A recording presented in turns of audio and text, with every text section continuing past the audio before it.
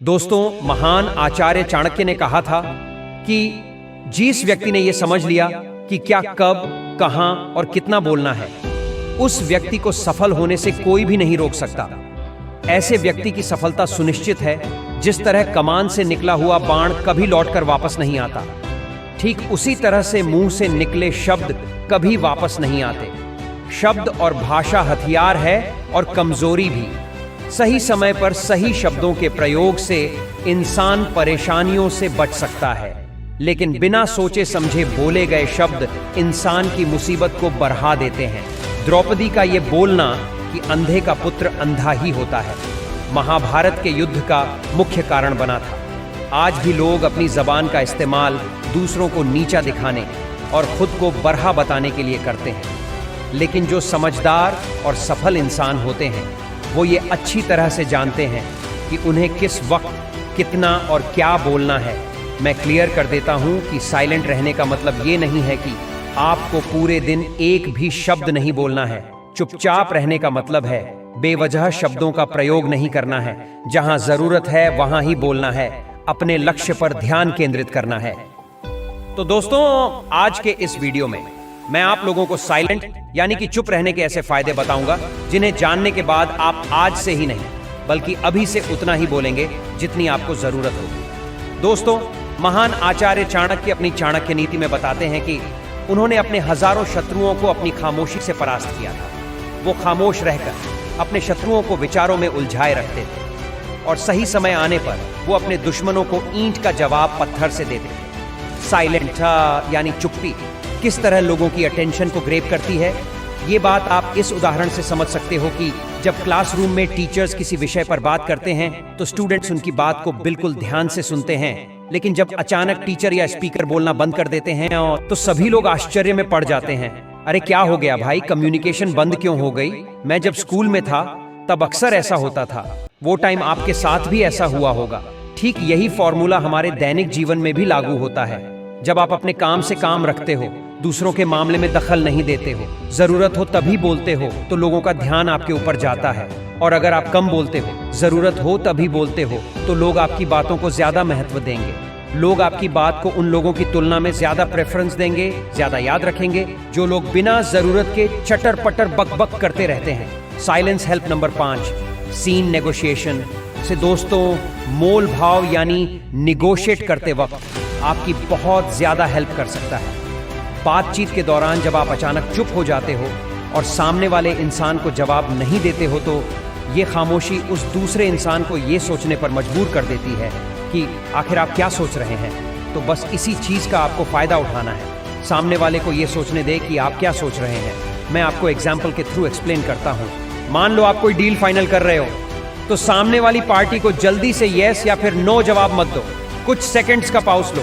आपकी ये चुप्पी सामने वाले इंसान को परेशान करेगी और वो सामने वाला इंसान बोलकर आपकी इस खामोशी को भरना चाहेगा।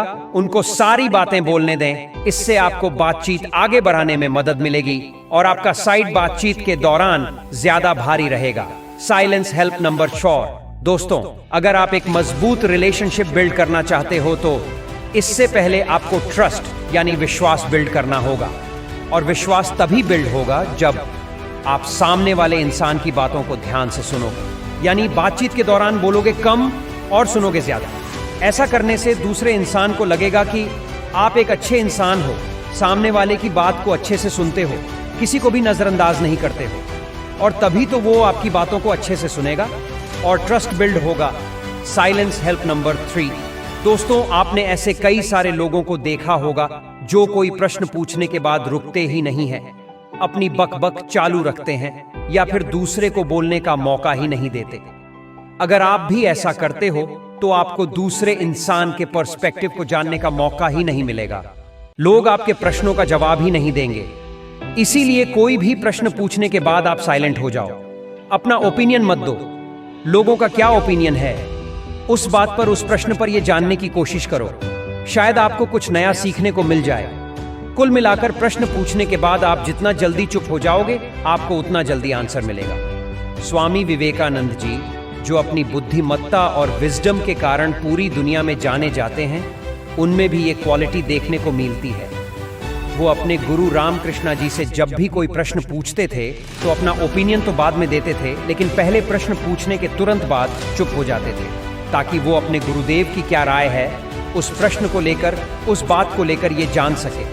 Silence help number 2, soft power. दोस्तों, साइलेंट ऑफ पावर है। सॉफ्ट पावर से मेरा मतलब एक ऐसी पावर से है जिसकी हेल्प से आप सामने वाले से बिना लड़े उसे हरा सकते हैं। इसका सबसे बेहतरीन एग्जाम्पल है महात्मा गांधी जी, जो कि सत्य और अहिंसा के मार्ग पर चले थे और बिना लड़े ही उन्होंने अंग्रेजों को धूल चटाई थी।